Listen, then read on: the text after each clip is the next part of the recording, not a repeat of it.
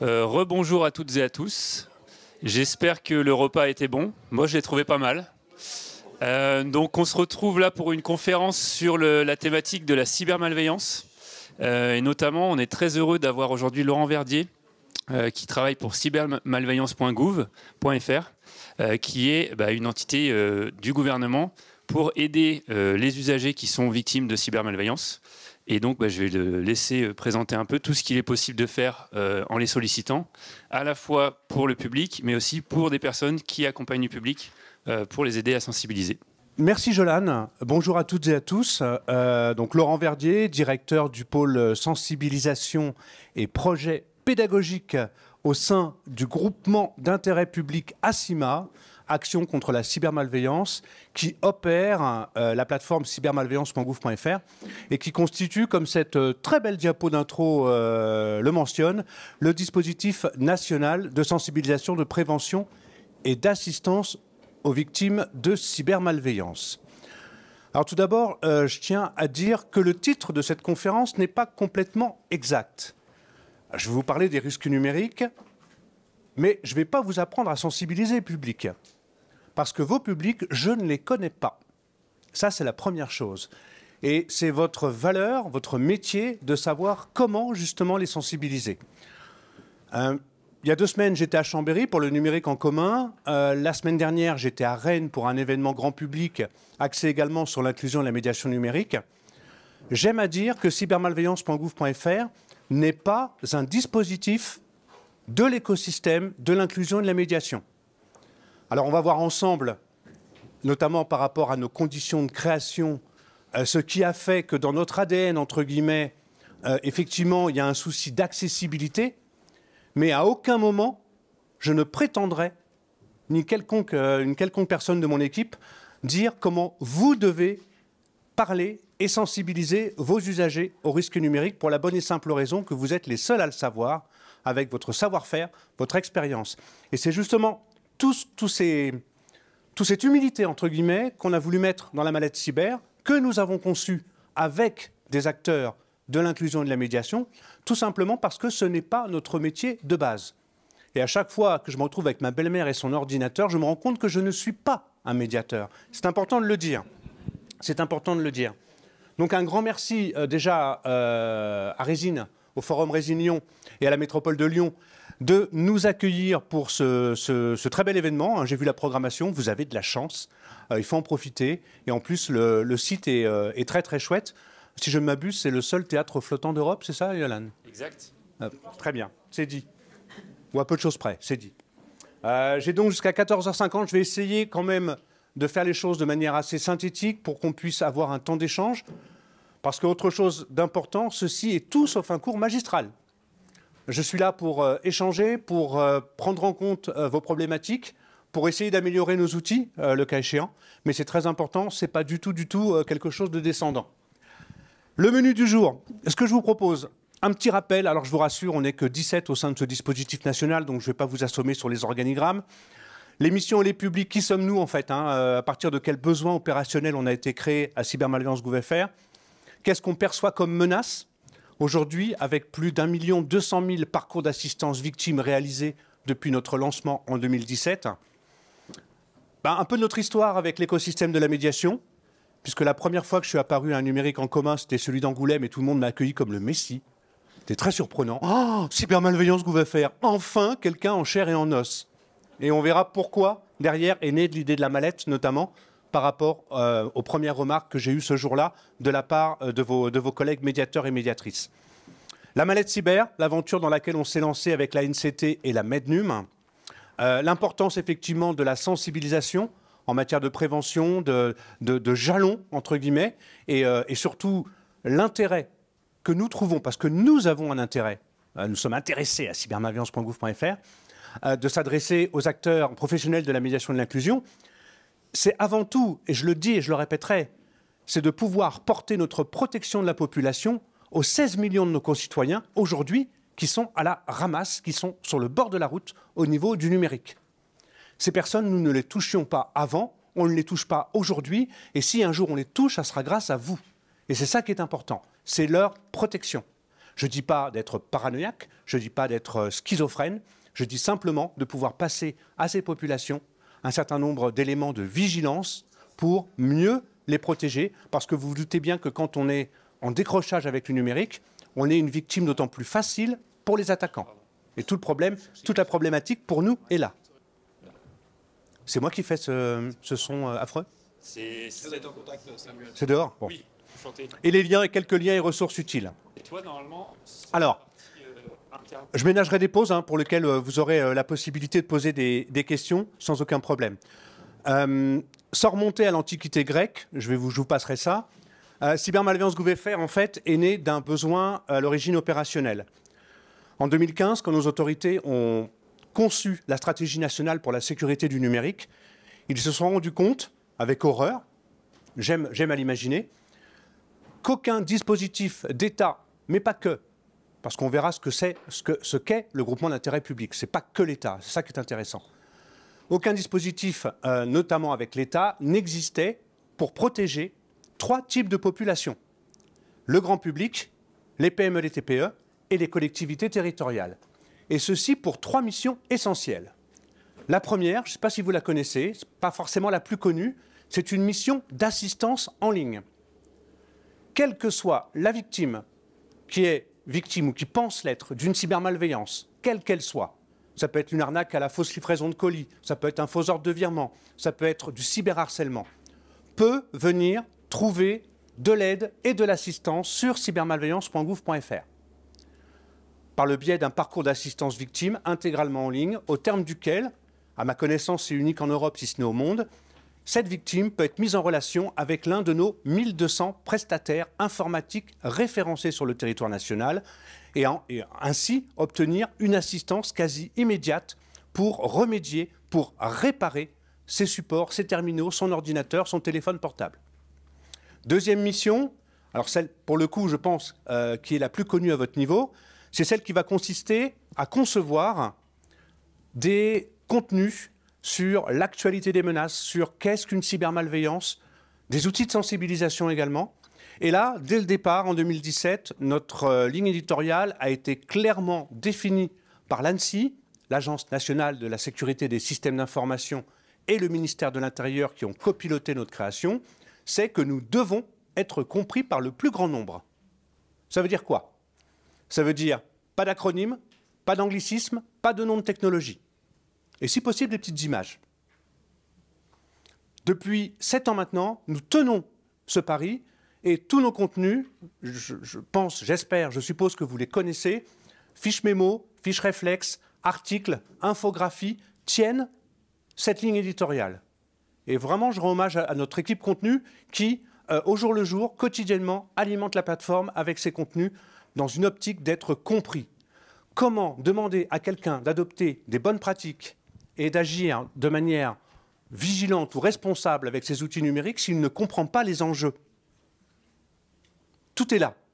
Donc pour le coup, on s'efforce vraiment, vraiment, vraiment d'être le plus simple et le plus lisible possible. Et enfin, troisième mission qui vient clôturer les 2 premières de manière vertueuse, bien entendu, avec 280 000 victimes assistées en 2023, et je l'ai dit tout à l'heure, un peu plus maintenant d'1 200 000 victimes depuis 7 ans. Effectivement, on a une mission d'observation du risque et de la menace numérique sur l'ensemble du territoire national.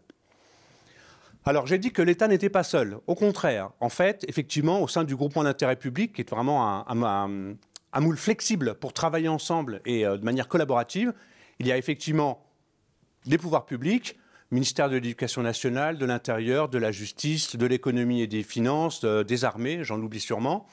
Il y a également des fédérations professionnelles de prestataires informatiques. J'ai parlé de ces fameux prestataires référencés sur la plateforme. Il y a également des représentants de, j'ai envie de dire, de la sphère des utilisateurs d'Internet, Club de la sécurité, Association de défense des consommateurs, des internautes, des victimes, e-enfance, France Victimes, Signal Spam, etc., etc. Et enfin, un 4e collège composé d'offreurs de services et de solutions dont vous connaissez certaines enseignes, la Maïf, le groupe SNCF, le groupe La Poste, etc., qui concourent également à notre financement. Alors ça a un petit inconvénient. Effectivement, on est peu nombreux, on est à moins d'une vingtaine pour un dispositif national, mais ça a également une grande qualité, on est ultra réactif puisqu'on bosse vraiment en mode start-up. Un exemple, il y a quelques années, on a eu des pics de demandes d'assistance sur un mode opératoire que personne ne connaissait. Alors vous allez sourire, c'était l'arnaque au compte personnel de formation. Voilà. Certaines victimes nous laissent leurs coordonnées téléphoniques, on les rappelle, et là on comprend ce qui est en train de se passer, que personne ne discerne, c'est-à-dire un mode opératoire très original qui faisait que la victime était appelée par quelqu'un se réclamant d'un organisme, d'un pseudo-organisme de formation, lui demandait son numéro de sécurité sociale, son mot de passe à son compte CPF, et derrière débitait allègrement des crédits de formation au préjudice de la victime, mais également de l'État qui était censé payer ces formations. Donc voilà. Et on a publié, en moins de quelques jours, on a publié un article pour tous nos publics, pour les alerter, pour les prévenir. Et quand vous êtes victime, quand vous ne savez pas ce qui se passe, que vous venez sur cybermalveillance.gouv.fr et que vous trouvez un article en tête de page indiquant point par point ce qui est en train de se passer et de vous cibler, déjà, vous évitez de mettre le pied dans le plat. Et ça, c'est très, très important. 65 membres aujourd'hui au sein du dispositif, 1250 prestataires informatiques, je les ai évoqués, 200 labellisés experts cyber, je reviendrai peut-être sur ce que sont les labellisés experts cyber pour nos publics pros, plus de 280 000 demandes d'assistance en 2023 et plus de 3 700 000 visiteurs uniques pour cette même année.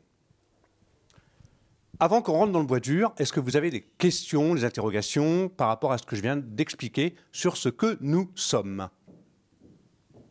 Oui. Sur ce que vous avez évoqué, je n'aurais pas forcément pensé au cyberharcèlement. Est-ce que vous êtes en lien avec une plateforme de cyberharcèlement, telle Pharos, ce genre de choses, ou vous avez votre propre réponse par rapport à ça? Alors, Cybermalveillance Gouv.fr, c'est un peu comme une grosse gare de triage.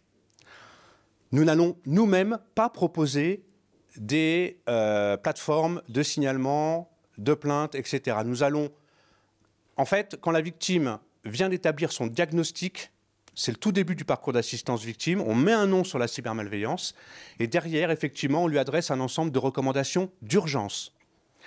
Associées à ces recommandations d'urgence vont lui être proposées un ensemble d'orientations vers des plateformes dédiées.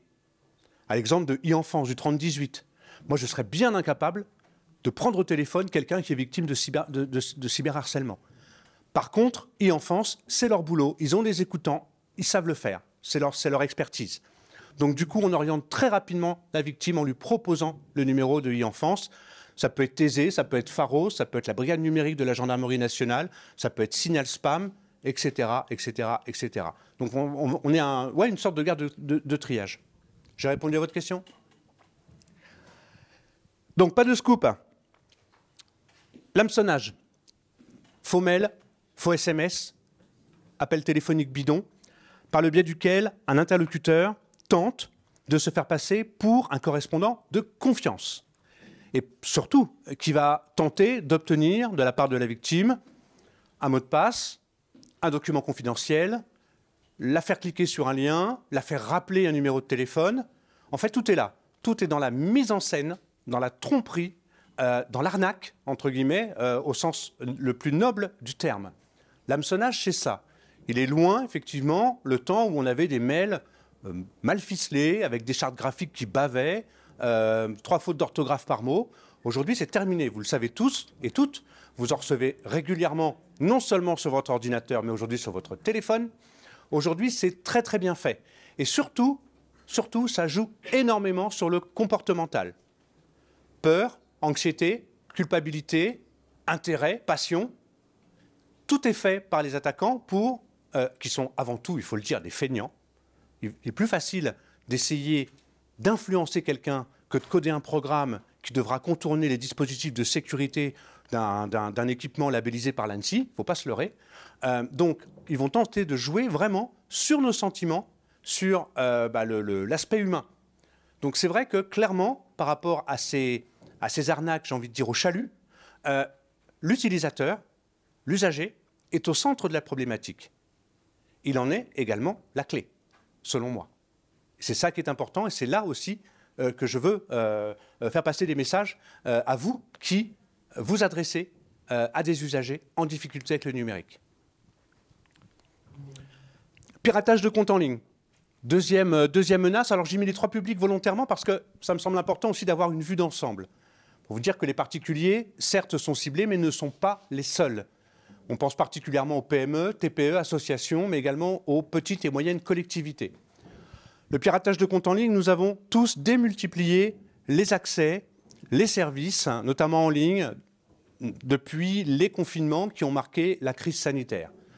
Et malheureusement, je ne vais rien vous apprendre, nous ne protégeons ces espaces, ces services, ces accès sur lesquels nous stockons des choses de plus en plus personnelles, importantes et volumineuses, qu'avec des mots de passe trop facilement devinables, trop simples, ou alors un mot de passe fort, mais que je vais utiliser pour tous ces services. Et j'en vois quelques-uns qui sourient.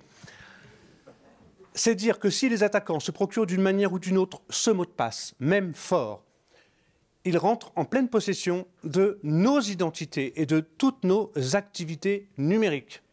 Et je peux vous garantir aujourd'hui qu'entre le moment où les attaquants possèdent ces données et le moment où ils les réutilisent de manière frauduleuse à notre préjudice ou à celui de nos contacts, de nos relations, le laps de temps est de plus en plus court. Il est loin, très loin, je suis désolé, je vais faire tomber les mythes aujourd'hui, il est très loin le temps du jeune hacker boutonneux avec sa capuche au fond de son hangar en train de tout manipuler en ligne de commande.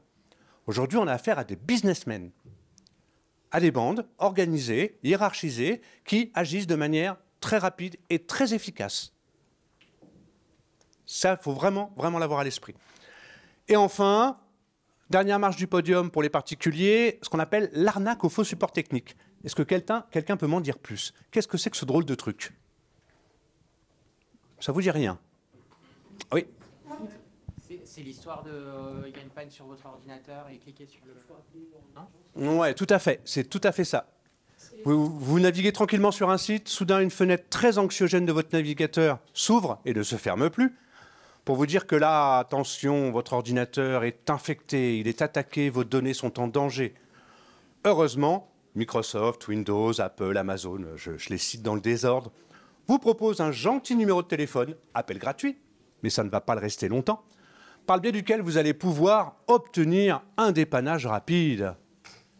Vous téléphonez, parce que vous n'êtes pas, voilà, vous n'êtes pas au courant que Windows ne propose pas ce type de service, vous téléphonez, et là, c'est la fête, puisque un opérateur qui parle parfaitement le français va, 1, prendre la main sur votre machine, 2, dans le meilleur des cas, vous installez un truc qui ne servira à rien, et dans le pire des cas, un logiciel qui va espionner, dérober vos données, avoir un accès total à l'ensemble de votre système, et en plus, il va vous le faire payer à un prix défiant toute concurrence, mais pas dans le bon sens du terme, si vous voyez ce que je veux dire. Alors ça, c'est un vieux truc qui existe depuis 2018. Nous, on avait levé ce lièvre en 2018, un an après notre création. Et malheureusement, ça existe encore, ça a été perfectionné, puisqu'aujourd'hui, ils y mêlent des techniques qui viennent de l'arnaque dite aux faux conseillers bancaires. C'est-à-dire qu'en plein examen de votre ordinateur, il vous dit « Ouh là là, mais attendez !» Là, quelqu'un est en train d'utiliser vos coordonnées bancaires pour réaliser un achat frauduleux sur Internet. Heureusement, ma chère madame, nous sommes certifiés par Visa. Et le petit code unique que vous allez recevoir dans quelques instants envoyé par votre banque, il faudra me le transmettre si vous voulez que j'arrête le virement frauduleux. Donc vous voyez, on mêle, ils sont ultra réactifs et ultra imaginatifs. Je ne dis pas que la situation est désespérée. Je dis que si on commence à mettre le doigt dans une situation pareille, on a beaucoup de mal à retirer le bras, puis l'épaule, puis le reste du corps. Donc voilà. Et ça marche encore malheureusement, et ça touche beaucoup nos seniors, qui effectivement pensent encore que Windows, que Microsoft ou que les autres mettent des lignes très gentiment à leur disposition pour les appeler si jamais ils sont infectés.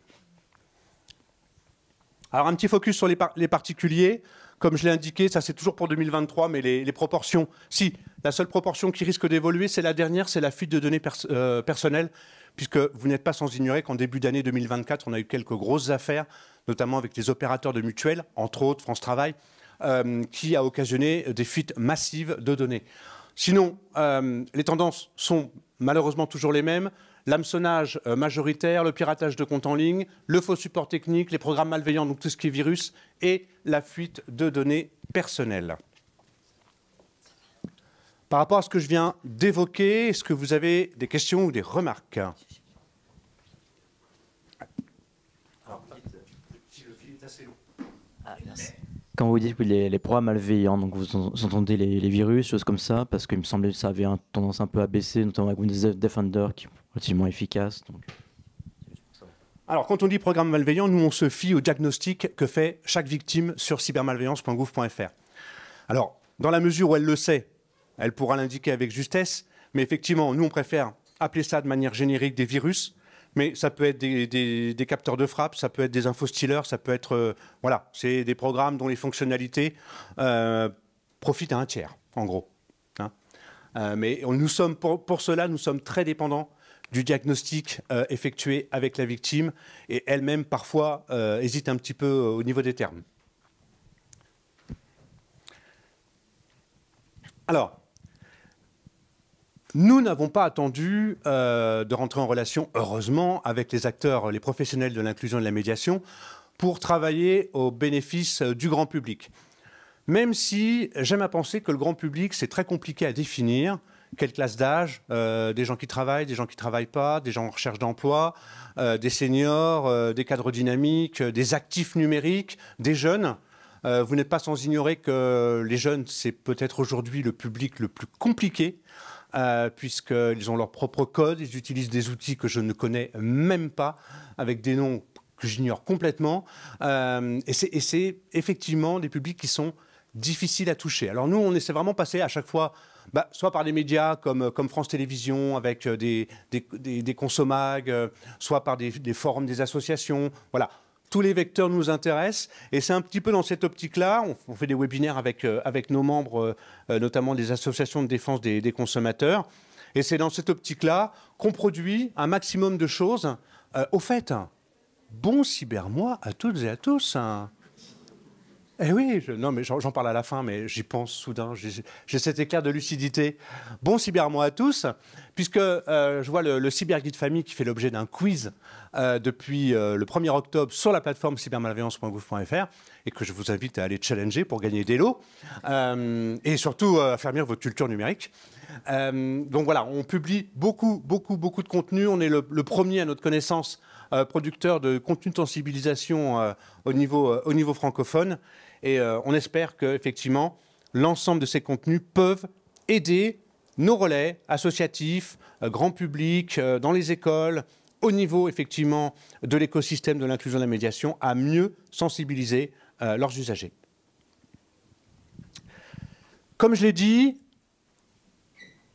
les médiateurs et les médiatrices, c'était un écosystème que nous ne connaissions pas à cybermalveillance.gouv.fr quand je suis arrivé en septembre 2020. Le hasard des dates fait que j'ai d'abord été invité à un numérique en commun local qui s'est déroulé à La Rochelle, je m'en souviens encore, tous aidants. Et ensuite, j'ai eu la chance de participer au numérique en commun national d'Angoulême. Et là, effectivement, on m'a accueilli avec des grands sourires, avec beaucoup de remerciements.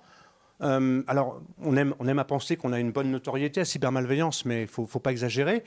Mais tout le monde m'a dit, Laurent, les supports que vous faites, ils sont super. Ils sont illustrés, ils sont simples, il n'y a pas de nom techno, on comprend bien, c'est lisible. Maintenant, pour nos usagers, c'est encore un petit peu verbeux et complexe. Ah, et là, je l'avais un peu mauvaise.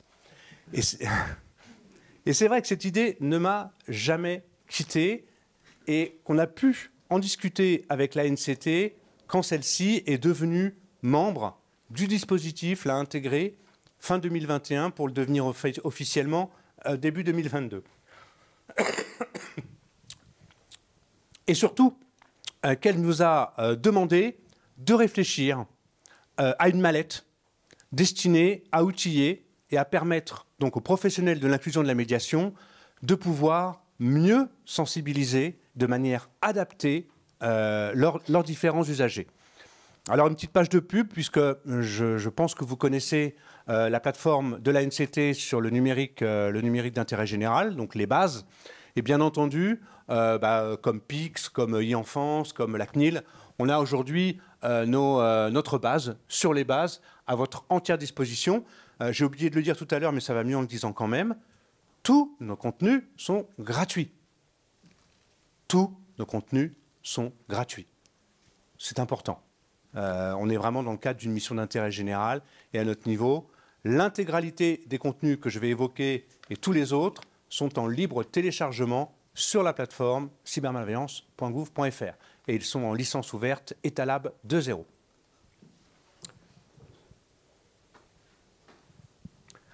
Est-ce que par rapport à ce que je viens d'évoquer, vous avez des questions? La mallette, non? Elle est là, il y en a un bel exemplaire. Il a un peu souffert pendant le voyage, mais elle est venue. Comment en sommes-nous venus à la mallette? En fait, c'est après en avoir longuement discuté avec certains de vos collègues, avec la NCT, il nous a semblé important de pouvoir répondre, du fait de notre expertise, de notre connaissance des cybermalveillances, de notre simplicité en termes de ligne rédactoriale, et surtout par rapport à ces 16 millions de nos concitoyens qui, si on se fie au dernier rapport de la NCT, sont aujourd'hui en décrochage avec le numérique, ce qui pose clairement des problématiques, moi, qui m'effraie un peu en tant que citoyen par rapport à l'accès aux droits, par rapport à la citoyenneté numérique. C'est donc en parlant avec ceux de vos collègues et la NCT qu'on a décidé de construire cet outil, de le concevoir avec des professionnels de la médiation et de l'inclusion, avec deux objectifs principaux. Le premier, sachant que vos niveaux de connaissances en matière de cybermalveillance, de bonnes pratiques, d'explication, de compréhension des attaques étaient très hétérogènes, c'était déjà de permettre à l'animateur de l'atelier, donc aux professionnels de la médiation et de l'inclusion, de pouvoir actualiser ses connaissances ou s'acculturer.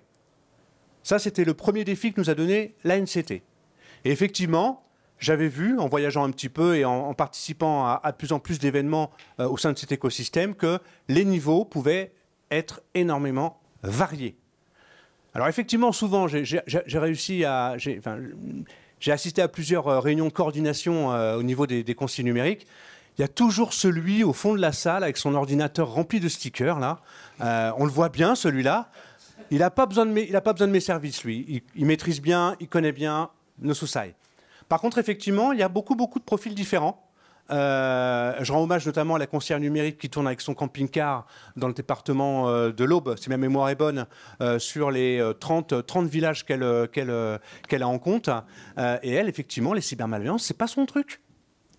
Et donc, il lui fallait une base pour lire, apprendre, actualiser ses connaissances de manière à pouvoir transmettre ces éléments, aussi bien cybermalveillance que bonne pratique, transmettre de manière adaptée ces éléments à ses usagers.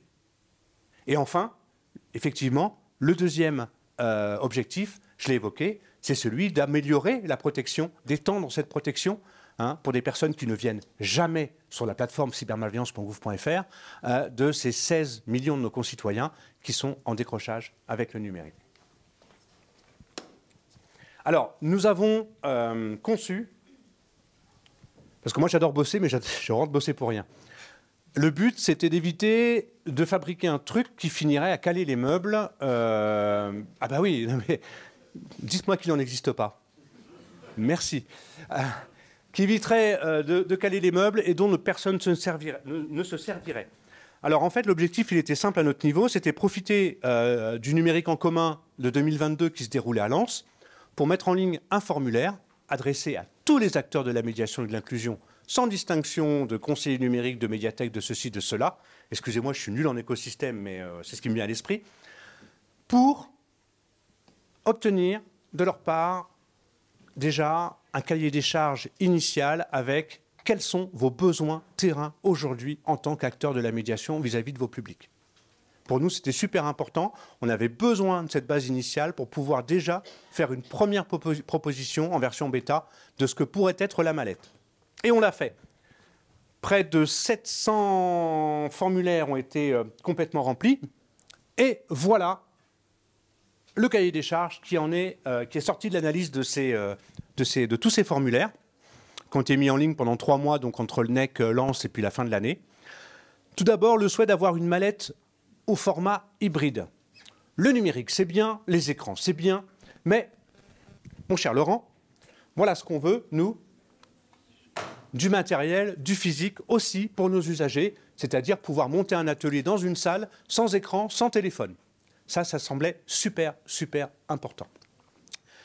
Des outils et des ressources pour les acteurs de la médiation, donc pour vous, je viens de l'évoquer, de quoi vous acculturer, actualiser vos connaissances, prendre un petit peu la température sur les dernières tendances en matière de cybermalveillance, une proposition d'activité pédagogique, ludique, on l'appellera comme on voudra, pour pouvoir monter un atelier et jouer et échanger surtout, échanger avec les usagers, et enfin, des supports propres aux aidés. Et ça n'a pas été simple à trouver, mais on l'a fait. C'est le fameux petit bloc-notes à l'aide duquel, à la fin des ateliers, vous remettez une page à chaque usager qui a fait partie de l'atelier, avec une infographie réduite, j'ai envie de dire très illustrative, sur les bonnes pratiques de base. On s'est vraiment inspiré, entre guillemets, un peu des campagnes gouvernementales sur le Covid pour essayer de reproduire des choses un peu identiques qui marquent l'esprit et la mémoire surtout. Au travers de cette mallette, voilà donc la méthode pédagogique que nous vous proposons. Quels en sont les points clés? Les deux premiers, ils vous concernent. S'approprier la méthodologie proposée, les outils, et apprendre ou actualiser ses connaissances au travers donc du livret pédagogique. Donc ça, c'est pour vous, rien que pour vous, c'est vraiment pour s'approprier la mallette. Je vous encourage vraiment, si un jour vous l'avez dans les mains, à prendre le temps de le consulter, de le regarder, de l'annoter, faites-en ce que vous voulez, gribouillez-le, mais voilà, consultez-le, c'est très très important. Deuxième temps, transmettre. Et ça, pour ça, effectivement, les conseillers que nous avons consultés, puisqu'avec notre prestataire, on ne l'a pas fait tout seul, on a demandé à notre prestataire de réaliser une trentaine d'interviews téléphoniques. Peut-être que certains d'entre vous dans cette salle ont été contactés par ce prestataire pour être sûr que le cahier des charges tenait la route et derrière voir un petit peu quels étaient vraiment vos besoins spécifiques par rapport aux usagers. Et là, pareil, infographie simplifiée, les principales menaces avec des grands dessins, un minimum de texte. On en a mis, oui. On a encore pêché. Mais là, on est en train de réfléchir à une version 2 qui serait peut-être encore plus sans texte. Certains d'entre vous doivent connaître la méthode Falk, donc vraiment on est en train d'y réfléchir. Mais il y a encore un peu de texte, mais déjà ça pour, en entretien individuel ou collectif, faire passer les connaissances de base. Ce qu'on appelle les supports de médiation. Enfin, pratiquer et jouer surtout, afin d'ancrer les connaissances avec les usagers. Là, pour le coup, vous pourrez venir le voir après, le jeu de cartes et le tapis de jeu. C'était pour nous très très important de pouvoir proposer cette activité modulable, polyvalente. L'autre jour, un conseiller numérique est venu me voir en me disant « Laurent, combien de suites je dois faire ?» Je dis « Mais tu fais comme tu veux. Ça dépend de ton temps, ça dépend de ton nombre d'usagers, ça dépend de tes objectifs. Est-ce que tu les revois la semaine prochaine? Tu n'es pas obligé de te tartiner les 15 suites. Tu vas saouler tout le monde. Voilà. Le but, ce n'est pas de gagner. Le but, c'est d'initier un échange et d'ancrer les connaissances que vous aurez vues au préalable avec les supports de médiation. Et enfin, pérenniser. Et ça, je remercie vraiment du fond du cœur les conseillers numériques, les médiateurs qui nous ont demandé de le faire. Ce fameux petit bloc-notes avec chaque page qui se détache et qu'on peut remettre, toutes les pages sont pareilles, mais qu'on peut remettre aux usagers lorsqu'ils quittent l'atelier que vous avez monté. Donc des contenus adaptés, ça on le verra ensemble si vous venez découvrir avec moi la mallette. Les menaces principales qu'on a vues tout à l'heure pour les particuliers, le principe de l'échange et surtout de la mise en autonomie. J'ai bien compris, ça c'est vraiment on me l'a répété, on m'a dit on n'est pas là pour aider les gens toute leur vie. On est vraiment là pour les dépanner, souvent pour les dépanner, pour les accompagner, mais l'objectif c'est vraiment de les rendre autonomes. Et c'est vraiment ce qu'on a voulu injecter dans ces activités. Lancement de la mallette au NEC 2023 à Bordeaux. Alors là, tout le monde était content, mais nous, on était un petit peu stressés parce que le plus important, c'est pas le temps de l'offrir, c'est surtout les retours terrain que vous allez nous faire dans les mois ou l'année qui vient. Alors, j'ai dit que tout était gratuit, je le maintiens. Les plans de la mallette sont donc librement téléchargeables directement à partir de la plateforme cybermalveillance.gouv.fr ou des bases de la NCT. Ils sont au format sous licence Etalab. Attention, il y a 2 formats. Il y a un format prêt à l'emploi, parce que tout le monde n'a pas la chance d'avoir une découpe laser dans son salon, je reconnais. Et le deuxième format, c'est un format un peu plus élaboré pour les imprimeurs ou les fabricants. Et donc, vous pouvez librement les télécharger, les réutiliser, les imprimer. Comme vous pouvez le voir sur la slide, on a rajouté quelques contenus que vous connaissiez sans doute déjà dans la mallette, ça me semble important, des stickers, une affiche murale, parce que quand on a un petit coin de médiation, bah, c'est bien aussi de mettre quelque chose au mur, le cyberguide famille et des flyers. En parallèle, nous avons lancé en ligne, ça c'est l'aspect numérique de la mallette, on a lancé en ligne une rubrique dédiée aux professionnels de l'inclusion et de la médiation qui contient des liens directs vers nos ressources les plus connues et utilisées par les professionnels de la médiation. Un accès direct également à toutes nos vidéos de sensibilisation sur nos chaînes YouTube ou Dailymotion, qui sont, comme le reste, libres de droit et librement diffusables. Les plans gratuits de la mallette, je l'ai dit. La simulation du parcours victime.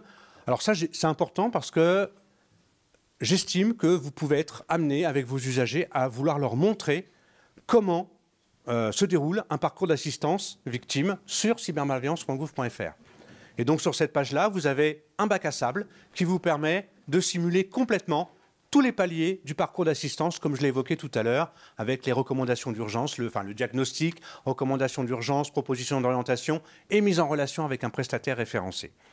Et enfin, un lien direct vers notre e-sensibilisation SensCyber. Est-ce que quelqu'un connaît ce programme de e-sensibilisation?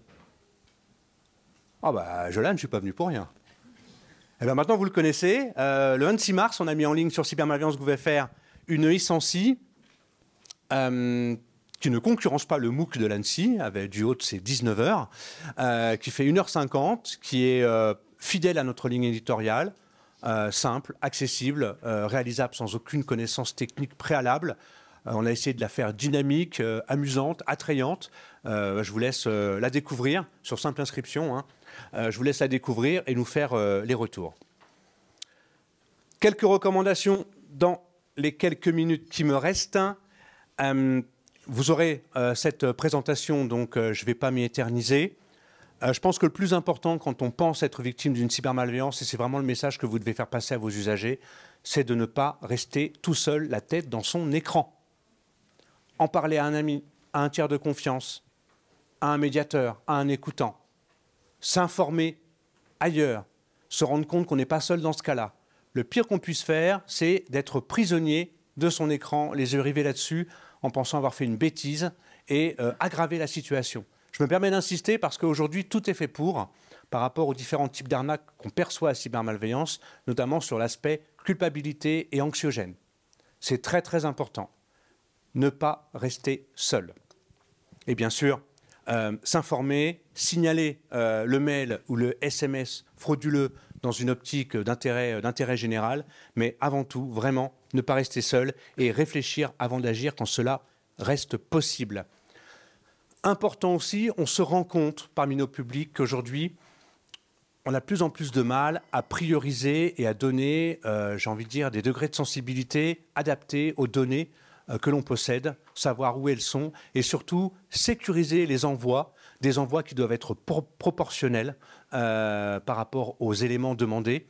Pour visiter un appartement, est-ce que c'est normal qu'on me demande mes arriérés de 3 ans de bulletin de paie et mes 5 attestations fiscales pour visiter un appart?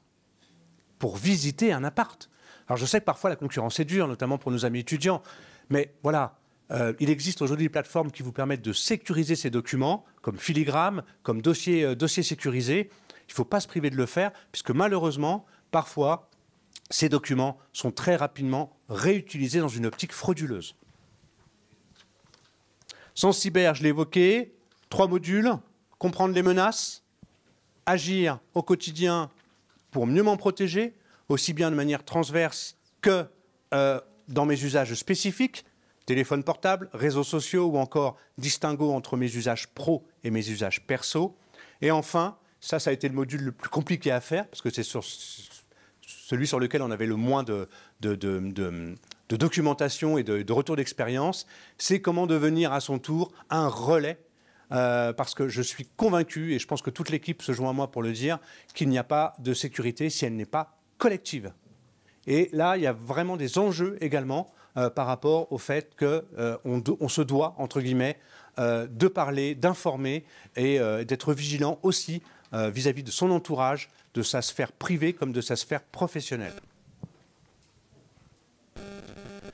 Donc, tout ça est accessible gratuitement sur cybermalveillance.gouv.fr. Les 3 modules sont interrompables à n'importe quel moment, 1h50 au total. Et quand vous avez réalisé les 3 modules, vous avez une petite attestation nominative de suivi qui vous est délivrée. Bon cybermois, j'y arrive, Jolan, on est à la fin. Bon cybermois à toutes et à tous. Comme vous l'avez noté, donc on a lancé, depuis 2 ans maintenant, on pilote cet événement qui est à l'origine un événement qui a été impulsé par l'ENISA, qui n'est autre que l'Agence de cybersécurité de l'Union européenne.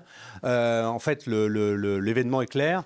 Chaque État membre est invité à décliner une fois par an, pendant le mois d'octobre, vraiment tout type d'animation, de sensibilisation, d'événements en lien avec la sensibilisation de tous les publics. Grand public, PME, TPE, privé, pro, tout ce qu'on voudra. C'est vraiment la fête de la sensi. Il y en a pour tout le monde. N'hésitez pas à aller sur l'agenda qu'on a mis en ligne. Il y a plus de 300 événements pour ce seul mois d'octobre 2024. C'est très très chouette, on est très contents. On a bien travaillé avec le collectif composé d'organisations pour vous concocter cet événement, cette déclinaison nationale, avec un cyberquiz en ligne, beaucoup de lots à gagner et surtout la possibilité de vous procurer un kit de communication et des éléments pour mieux sensibiliser à votre niveau. N'hésitez pas. Voilà, je me répète et je le dis. Et cette année, comme vous l'aurez noté, nous sommes tous cyber engagés.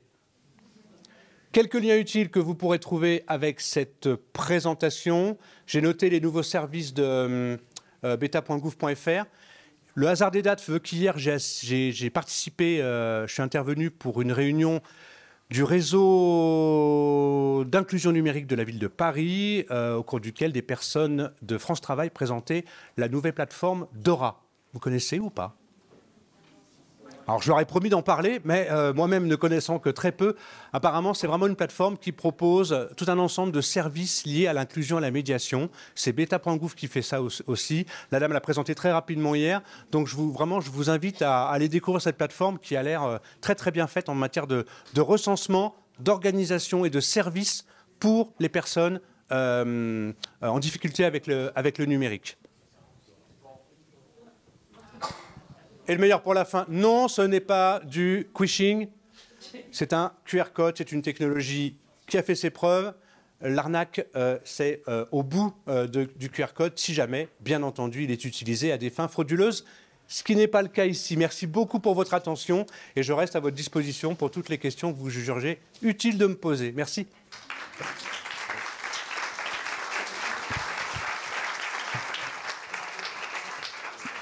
Alors bonjour, j'ai une petite question. Est-ce que vous avez des ressources par rapport à sécuriser son matériel informatique ?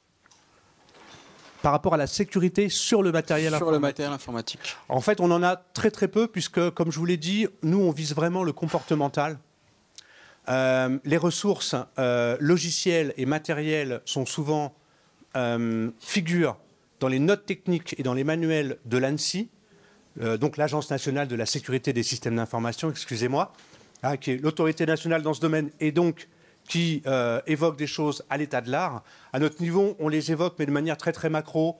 Qu'est-ce qu'un programme malveillant ? Comment utiliser un antivirus ? Mais ça va être vraiment de manière non technique et très très macro. On insiste volontairement sur l'aspect comportemental au niveau de nos parcours de sensibilisation. Parce que ces temps-ci... Alors ça c'est personnel, j'ai remarqué sur mon ordinateur personnel que j'ai des programmes qui sembleraient être des programmes Windows, qui sont en réalité pas des programmes Windows, qui s'appellent Windows machin, mais qui ne le sont pas. Donc j'ai pris l'habitude quand j'ouvre le gestionnaire de tâches de faire rechercher pour voir qu'est-ce que c'est. Et puis sur des forums, sur des sites, on m'indique fais attention, ce truc-là avec tel nombre-là, tel nom, c'est pas un vrai programme, il faut les installer, voilà là où tu vas faire pour l'enlever, des trucs comme ça. Mais des fois, ça me fait peur parce que c'est un programme qui a l'air d'être officiel, et qui tourne sur mon PC en arrière-plan et ça me fait peur. Parce que peut-être que Et vous avez fichtrement raison, le nom d'un programme n'indique pas sa réelle fonctionnalité. voilà, il donne pas Donc, ce en qu'il cas fait. de doute, effectivement, peut-être le passer à l'antivirus Ouais. ou aller sur des forums spécialisés avec des gens techniques qui pourront vous dire non, non, là, attention, c'est un piège hack. Hein. Bah, l'antivirus marchera pas parce qu'il se cache dans le fichier program file, dans le directory, et il a un nom Windows machin. Donc du coup, même si vous le passez à l'antivirus, il le verra pas. Il faut aller dans le fichier, retirer le fichier manuellement à chaque fois. Bon, bah, bravo de l'avoir trouvé. Est-ce qu'il y a une autre question?